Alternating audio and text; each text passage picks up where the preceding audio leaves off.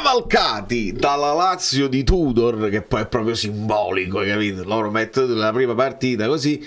Non veniamo scavalcati, amici belli, dalla Fiorentina, e quindi vediamo chi se la vuole vedere questa analisi, che più che analisi tattica è un'analisi del momento. Cominciamo.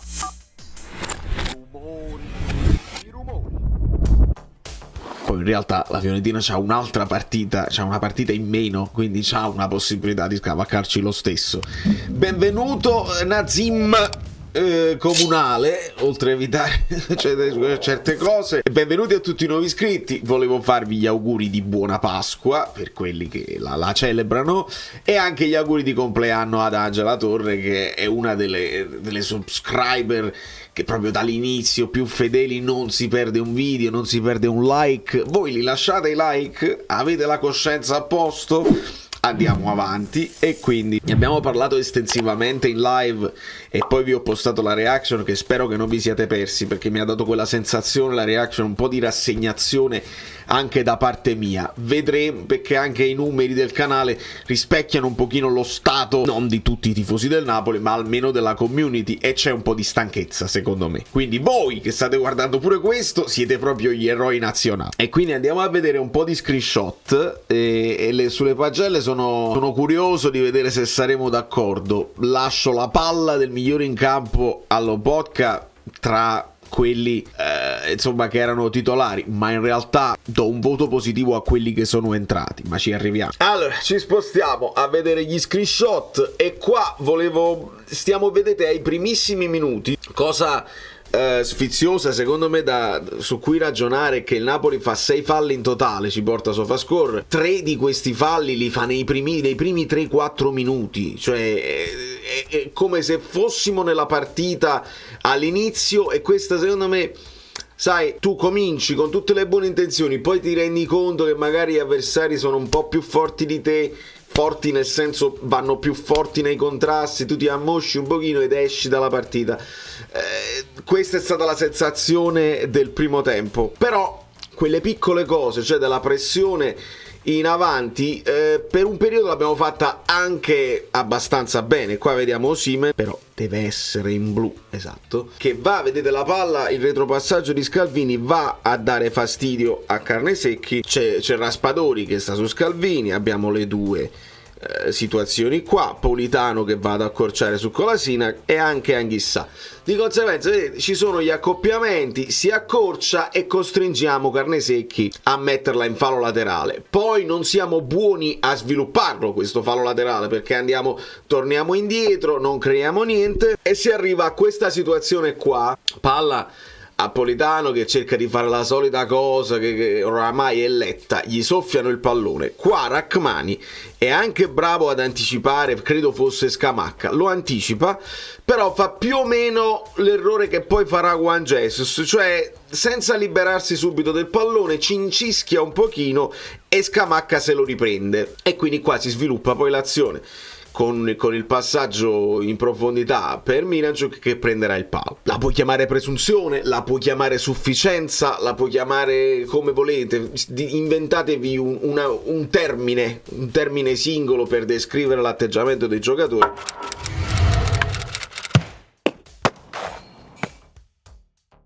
Perché vedete anche la partenza dal basso, tutti i punti cardine di Calzone che abbiamo rivisto con un po' più di logica, no? La pressione alta e la ripartenza dal basso anche ossessiva, un po' troppo bassi nella ripartenza dal basso, ma ci sta, perché se l'Atalanta ti viene a prendere alto, tu se riesci a fare un paio di triangoli te ne vai.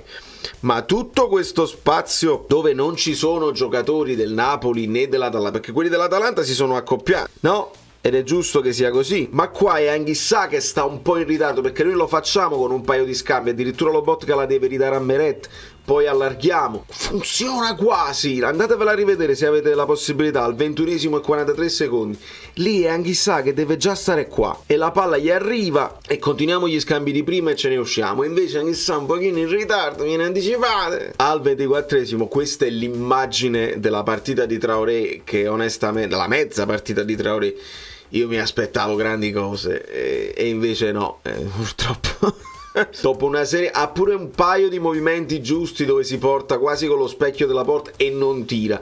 In questo caso indietreggia, recupera il pallone, così c'ha questo passaggio facile rasoterra per Politano, invece farà una palombella senza fine, senza nessuno, proprio la lucidità. Siamo al 24esimo, sei anche fresco che non hai avuto il logorio di stare con Garcia, la preparazione di Garcia che ha rovinato questi giocatori.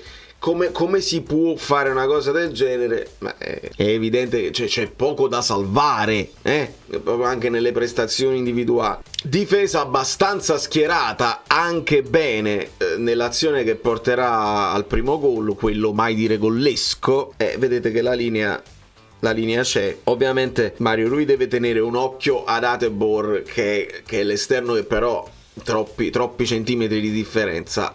Chi gli può dare una mano? Traoré, chi gli può dare una mano? Raspadori, è difficile, però li vedete qui in ripiegamento. Quello che manca è Raspadori, perché non lo vedo, ma c'è Lobotka, Anghissà, Traoré non lo vedo, questo è Raspadori che sta cercando di accorciare. Politano va su Zappacosta, però morbidissimo. Zappacosta tutto il tempo di mettersela sul destro e di far partire lo spiovente, e a quel punto c'è il mismatch con Mario Rui, e Atebor può fare la torre. E al momento della torre il pallone sta qua, sta scendendo qua, c'è questa spinta, diciamo, di Scamacca su Rrahmani, molto lieve, non me la sento proprio di dire però era fallo. Idem quello che succederà, che dice no, ma Ian si è appoggiato su Osimhen. Facciamo le persone serie e vinciamo i duelli, andiamoci un po' più tosti, perché questa è stata proprio la partita del mollo. Chi molla, che non ce la fa più a vedere la squadra, e quelli molli proprio morbidi su tutti i contrasti. In questo momento, questo spiovente, non credo che Meret potesse intervenire, perché è difficilissimo, troppo distante. E sul colpo di testa di Scamacca, quello là nel contrasto con Rrahmani, che secondo me con un po' più di coraggio Meret avrebbe potuto. Esatto, qui è proprio morbida la traiettoria, insomma c'è tanto tempo questa palla a campanile che riscende morbida. Qua non lo so, fai 2 o 3 passi e alzi le mani, secondo me un portiere coraggioso avrebbe potuto farlo. Non è proprio da chiedere a Meret si è dimostrato coraggioso nelle parate basse, nelle uscite basse, quello sì. Ma qua io devo far vedere che Di Lorenzo sta fermo là in attesa, si vede proprio dal body language, anche Anghissà se la guardano e aspettano un fischio, perché erano convinti dal modo in cui cade Rrahmani che avrebbero chiamato il fallo. Gioca pallone e poi se è fallo interviene il VAR. Lo so che non ti puoi affidare, lo dovresti sapere, io lo so, non ti puoi affidare all'arbitro attento no. Se nel caso il VAR di buon cuore, e vabbè, ma tu nel frattempo gioca a pallone, perché gli hanno fatto fare qualsiasi cosa, e lasciano da solissimo Pasalic, credo fosse, cioè là, Anghissà deve correre addosso a Pasalic, perché questa palla che spiove, Pasalic solo lui fa questo tocchettino, e poi si troverà Miranchuk da solo con Juan Jesus che rincula nella porta. Secondo me questa è un'altra cosa che distinto i giocatori fanno per cercare di metterci una pezza, ma controlla il tuo uomo, la porta la deve difendere il portiere, forse non c'è fiducia nel portiere. Esatto, da questa inquadratura si vede bene, no? Scamacca e Rrahmani hanno già completato il duello, sta per scendere il pallone. In questo caso vedete Meret li fa quei 2 o 3 passi, ma poi si ferma, fa proprio ce l'ha spesso, dice vado, no, mi fermo, la porta, resto nella porta. E là proprio il body language di Di Lorenzo, dice, ma che Anghissà proprio si sta facendo un'altra attività, proprio non se ne frega proprio, e quindi è lì che il tifoso proprio non può sopportare tutto ciò. Difendi Juan Jesus, hai finito di difendere Juan Jesus è indifendibile, Juan Jesus è il più scarso giocatore della Serie A. Benissimo, il più scarso giocatore della Serie A è 3 soldi del Sassuolo. Io non difendo Juan Jesus, io analizzo la partita di Juan Jesus di volta in volta, visto che è uno che è stato attaccato anche a prescindere dalla prestazioni ottime, veramente maiuscole su diversi tipi di centravanti. Io ho dovuto dire Juan Jesus 6,5, Juan Jesus in questo caso 6, la squadra male, Juan Jesus mantiene la difesa da solo. Non è difesa di Juan Jesus, è guardare la partita e analizzare e dare il voto alla fine.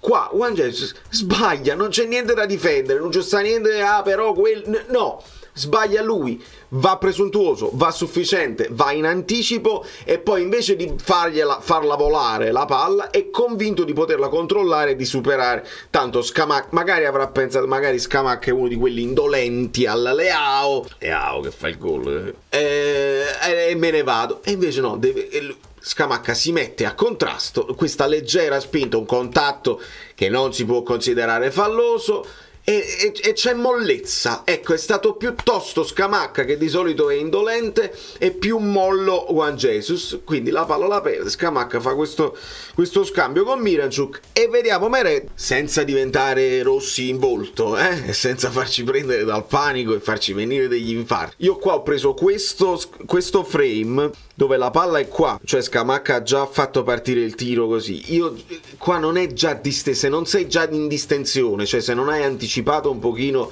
la direzione del tiro, non ci arrivi mai, perché il pallone è forte ed è bello preciso. La posizione di Meret sembra centrale, ma non ci arrivi mai se stai qua, e secondo me è anche logico, forse puoi stare qua, cioè non proprio centrale, un po' più spostato, perché da lì ti arriva il tiro, allora tu vuoi coprire anche la possibilità di un tiro sul primo palo. Ma Scamacca avrebbe avuto questa possibilità, che poi è proprio l'ultima dove arriva. In questa zona devi proprio partire molto molto prima, altrimenti il tiro è secco, è angolato e non ci puoi arrivare. State facendo il giochino di quando il Napoli batte, del vedere la mezzala sinistra che deve schermare il lancio del centrale. Quando Lobotka dà la palla indietro, dovete sempre vedere, in questo caso è Zielinski, perché era uscito Traoré, che rimane fermo, perché se ti fanno il primo pressing Zielinski deve schermare e poi ci sta il lancio e la solita cosa. L'immagine di Kvara con le scolle in fronte, scolle con la K, hashtag sotto scolle, hashtag scolle con la K, forse è from Napoli to the world, non lo so, ma questa è l'immagine di tutti noi, è un frame, chissà che se finisce questo in copertina, non lo so, ma questa è lo stato d'animo di tutti noi, e molti stanno scrivendo: scappa amico mio, scappa, grande talento Kvara, vai altrove a spiegare le tue ali e a dimostrare il tuo talento al mondo, perché qua la vedo difficile. E secondo me sarebbe anche onesto renderci conto che in un momento in cui il Napoli vive di sprazzi, di momenti individuali, di talento, e non, Calzona l'ha detto, non si stiamo giocando proprio di squadra. Calzona non ha cercato alibi, non ha detto ma questa è la prima partita, sai, la prima partita che perdo, in realtà potevamo non no, Calzona lo dice chiaramente, dice male, cioè non c'è tanto, non c'è più tempo per farlo, e dobbiamo riprendere a giocare di squadra. Quest'uomo qua, quando non è in campo, il Napoli quanto è prevedibile, non ha proprio uno sbocco per il talento, nonostante Osimhen, è proprio una roba, sarà dura senza di lui. E poi un po' anche di sfortuna ci sta, perché l'ingresso di Ngonghe è piaciuto, subito è entrato con un piglio molto volenteroso, in questo caso, e anche con la fisicità di poterlo fare. Arriva un cross palombellistico da parte di Politano e vedi, con la fisicità probabilmente Raspadori non partiva proprio il cross, in questo caso va a contrasto, la palla rimbalza e finisce a Zielinski.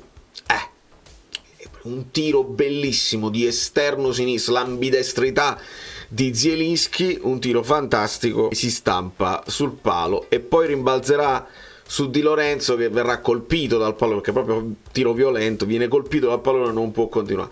Dopodiché la palla rimbalzerà ancora su Lobotka, che ci prova un paio di conclusioni, è riuscito, deve fare, secondo me sta cercando anche lui di farsi vedere dai top club, che lo abbiamo detto, noi top club, però il giocatore non segna, ci sta provando, e vedete come Carnesecchi è già in proiezione, perché il tiro di Lobotka stava andando in quella zona là, ma viene intercettato in maniera anche casuale da Osimhen, che quasi cercando di spostarsi colpisce il pallone che sta andando piano piano a infilarsi da là, scatto fulmineo dall'altra parte di Carnesecchi che riesce a toglierlo, e quindi non c'è anche la soddisfazione di rimanere in partita, cioè siamo rimasti in partita nel secondo tempo, qualcosina l'abbiamo creato, Osimhen si è scrollato di dosso il Hayne, il suo avversario, qualche occasioncina, però poi arriva il gol di Cop Miners. Dicevo io, come non ce l'ho il gol di Cop Miners? Avevo altri screenshot che vi volevo far vedere. Lindstrom che si squaglia, cioè proprio spostato veramente il fruscello, proprio quando vi dicevo sì è alto e lean ma servono i muscoli, servono più chili, questi ti soffiano addosso e si squaglia, ragazzi, si squaglia. Poi va inquadrato tatticamente, bisogna farlo giocare. Io per me adesso sarò categorico con Calzona, ad ogni informazione voglio vedere Nathan in campo, Lindstrom dal primo minuto, anche al posto di Kvara, non mi interessa. Devo vedere Lindstrom, Nathan, devo vedere Mazzocchi, devo vedere tutta gente che gli altri basta, tanto il campionato è finito, non dipende da noi. Segniamo, non segniamo, prendiamo gol, facciamo punti, non li facciamo, è tutto casuale in questo momento. Quindi fammi vedere i nuovi e fammi capire i nuovi cosa possono dare. Dendonker, voglio vedere Dendonker, non posso avere un altro Toanzebe. Lindstrom si squaglia, quindi bisogna che anche lui si prenda il suo tempo per crescere anche fisicamente, non scherziamo. E poi il gol di Cop Manners, io qua sottolineavo un Rachmani, faccio un po' casareccio, Rachmani che segue Lookman, cerca di contrastarlo e arriva quindi a rompere la linea perché Lookman indietreggia e mantiene il pallone. Nel momento in cui arriva anche Lobotka in raddoppio, Rachmani deve subito scappare indietro, altrimenti succede quello che succede, cioè che siamo in tre, la linea Di Lorenzo che si è accentrato giustamente per coprire Rachmani, ma qua ci doveva essere un gong che poteva seguire, ma oramai la partita era finita. E quindi nel momento in cui la palla arriva a Ruggeri che avanza, Di Lorenzo sta a metà, non segue non va né dritto su Ruggeri, sta arrivando un gong, né resta su Cop Miners. Qua Juan Jesus sta cercando di accorciare, in ritardo come vi ho spiegato per la linea Rachmani, e quindi Juan Jesus cercherà di metterci una pezza, ma Cop Miners fa un gol pazzesco perché il controllo orientato già è sublime, dopodiché fa quel tocco in più che fa perdere il footing di corsa del contrasto a Juan Jesus, e il tiro nell'angolino imparabile l'avrete visto tante volte, inutile continuare. E quindi tutto ciò, SofaScore, XG veramente questa è proprio la partita in cui tu dici XG è più alto, il possesso palla, i passaggi, allora bene il Napoli. No, non bene il Napoli. Quindi gli XG si valutano e si commentano solo quando si è vista la partita, altrimenti si ha un'idea del calcio completamente sbagliata. I miei voti sono questi. Beret, c'è chi ha dato un voto alto perché giustamente ha fatto quelle parate di cui vi dicevo. Io gli do 5,5 perché comunque la partita si sblocca con quella incertezza che probabilmente si poteva evitare con questo coraggio che non ha mai avuto. E anche sull'altro gol forse un pochino, ma insomma si bilancia con le parate che poi fa, ci mantiene in piedi, però per me 5,5, la sufficienza. Un portiere che prende 3 gol è difficile per me. Di Lorenzo 5,5 per generosità, perché finisce in attacco, perché cerca di riempire l'area, cerca di dare una mano a Politano che ieri era veramente evanescente. Tanti problemi arrivano dalla sua zona, da Di Lorenzo. Dobbiamo ripetere ancora una volta che è esausto e che ha bisogno di riposare, e che lo ripetiamo a fare. 5,5 a capitano, 5 a Rachmani, un po' fuffone.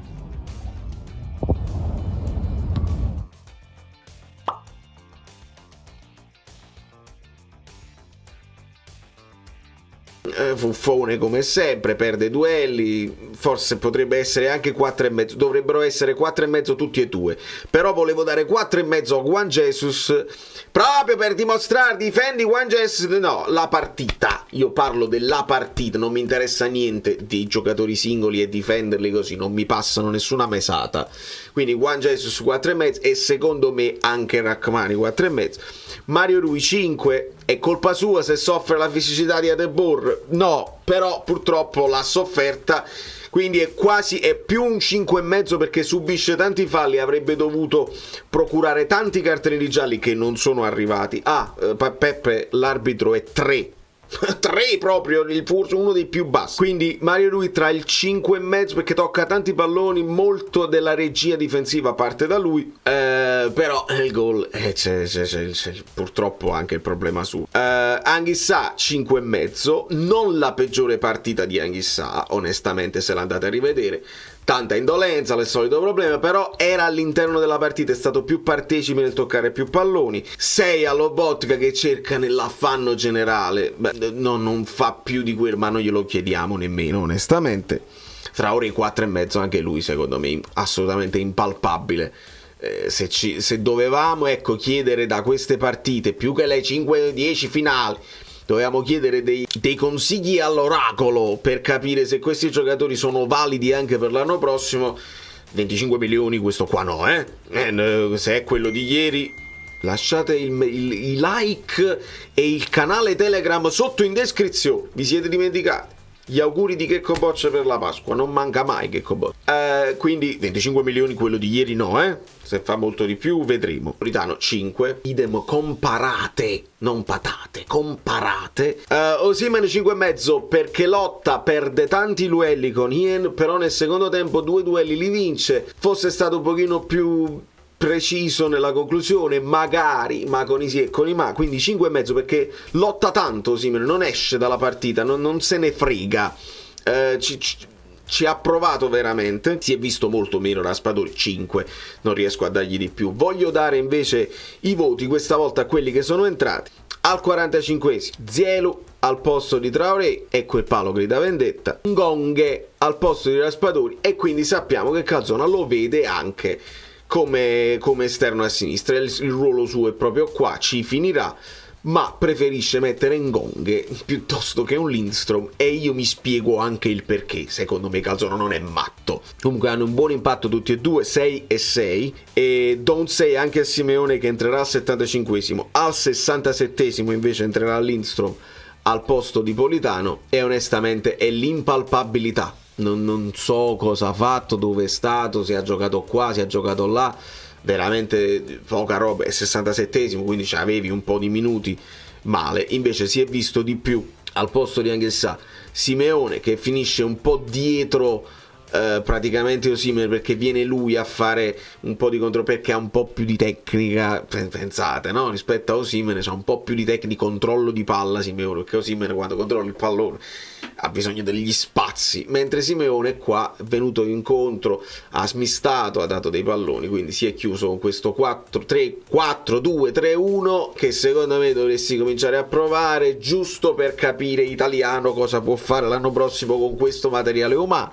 Spero abbiate visto Fiorentina-Milan, io non l'ho vista, ma la rivedrò, perché se il dubbio è Italiano-Pioli, io ci ragionerei su uno che insomma viene attaccato da tutto l'ambiente milanista, ma intanto